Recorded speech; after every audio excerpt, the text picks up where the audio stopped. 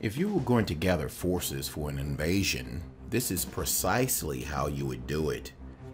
350,000 soldiers, 20,000 tanks, 2,450 warplanes, and 460 military helicopters are massing in the northern Saudi Arabia for a military exercise that is being called Northern Thunder.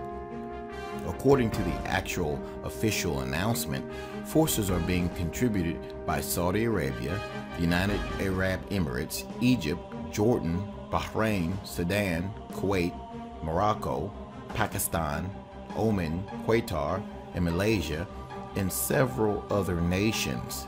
This exercise will reportedly last for 18 days, and during that time, the airspace over northern Saudi Arabia will be closed to air traffic. This will be the largest military exercise in the history of the region, and it comes amid rumors that Saudi Arabia and Turkey are preparing for a massive ground invasion of Syria. Like I said, if you were going to gather forces for an invasion, this is precisely how you would do it. Governments never come out and publicly admit that forces are moving into position for an invasion ahead of time. So military exercises are a common excuse that gets used for this sort of thing. If these exercises are actually being used as an exercise to mass forces near the northern Saudi border, then we should expect an invasion to begin within the next couple of weeks.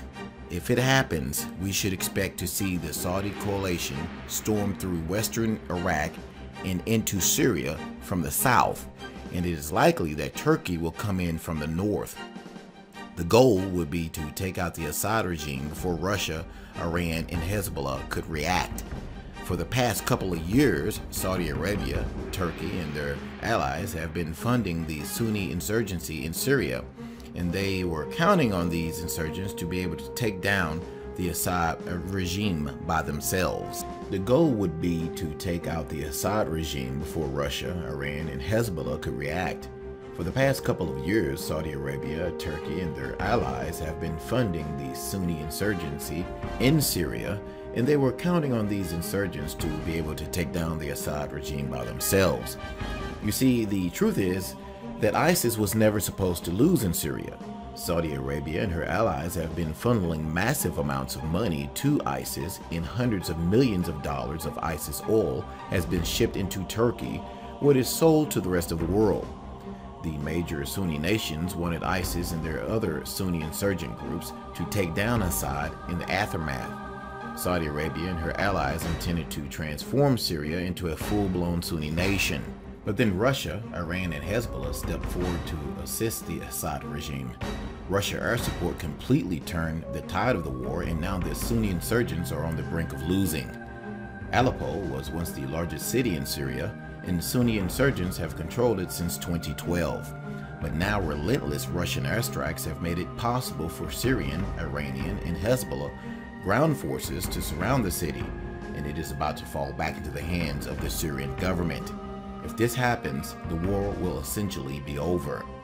Saudi Arabia, Turkey, and their allies have invested massive amounts of time, money, and effort into overthrowing Assad, and they aren't about to walk away now. If the war was to end right at this moment, a weakened Assad regime would remain in power, and Iran and Hezbollah would be the dominant powers in the country for years to come. And once Assad died, it would be certain that Iran and Hezbollah would attempt to transform Syria into a full-blown Shiite nation. This is something that Saudi Arabia and Turkey want to avoid at all costs. So they are actually considering what was once absolutely unthinkable, a massive ground invasion of Syria. But if Saudi Arabia, Turkey, and their allies go in, they run the risk of a full-blown war with Russia, Iran, and Hezbollah. Just consider how serious this is. Okay, let's sum this up. If Saudi Arabia, Turkey, and their allies are going to conduct an invasion of Syria, the most likely time for this to happen will be by the end of this month during these military exercises. If we can get to March 1st and no invasion has happened yet, perhaps we can breathe a little sigh of relief. But if it does happen, and the Russians and the Iranians decide to shoot back, it really could be the start of World War III. Now, we've been saying this on this channel for the last few years, that World War III was going to start in 2015 or 2016. If you have not been paying attention up until now, you need to start, because this really could literally change everything. This could really be the start of World War III. Stop being distracted. Pay attention to what's going on in the Middle East, because believe it or not, what happens over there will affect us over here in the United States as well. We'll keep an eye on this. Thanks for watching.